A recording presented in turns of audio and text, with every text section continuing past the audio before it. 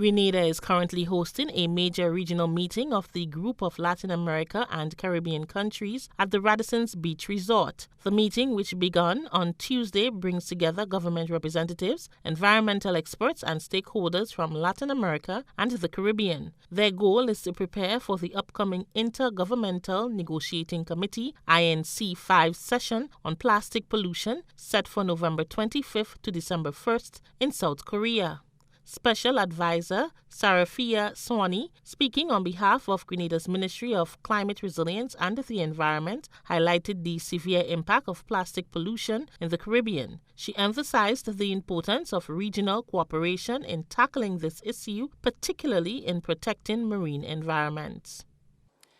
As a result of our inability to deal with plastic waste, due to inadequate resources, weak regulatory policies, and ineffective garbage collection and disposal measures, Latin American and Caribbean countries are particularly affected by pollution. The low-income nature of our region, rising tourism, and the roughly 40 million people lacking access to essential waste collection services make our region one of the most vulnerable to plastic pollution. It is no surprise, then, that the growing scourge of plastic pollution and the growing volume of plastic waste generated, set to triple by 2060, places our region's environment, health, and livelihoods at great and dire risk. Colleagues, it is therefore imperative that we advance the urgency in the development of an internationally legally binding instrument to end plastic pollution, including within the marine environment. Chair of the Intergovernmental Negotiating Committee, Ambassador Luis Valdivieso, shared his optimism about the ongoing discussions and the possibility of creating a legally binding international agreement to reduce plastic pollution. We need an effective treaty with an ambitious implementation of the legally binding measures where member states can be certain that this treaty helps their sustainable development goals.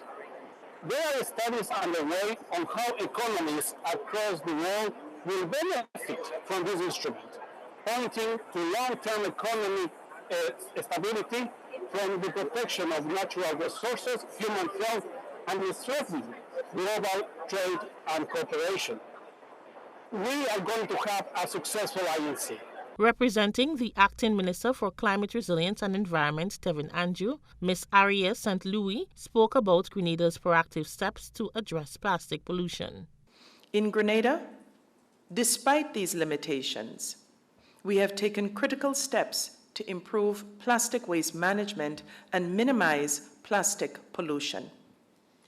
We have completed assessments on plastic materials flows and waste characterization that have allowed us to identify plastic leakage hotspots across key sectors of tourism, fisheries, and waste management.